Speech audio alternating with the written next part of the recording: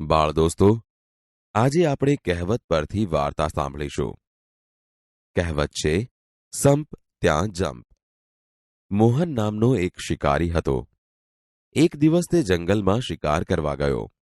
મોહને આજે પક્ષીઓનો શિકાર કરવાનું વિચાર્યો. તેણે જમીન પર એક જાળ બિછાવી દીધી. જ્યાં જાળ પાથરી હતી ત્યાં થોડા અનાજના દાણા છૂટા નાખ્યા.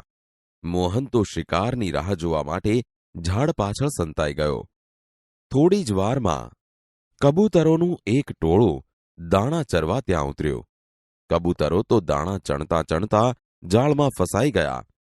હવે છૂટવું કઈ રીતે? આ બધા કબૂતરોમાં એક વૃદ્ધ કબૂતર હતું. તેણે થોડીવાર વિચારીને બધા જ કબૂતરોને એક સાથે ઉડવાની યુક્તિ બતાવી. વૃદ્ધ કબૂતરની વાત માની બધા જ કબૂતરો એક સાથે ઉડ્યા.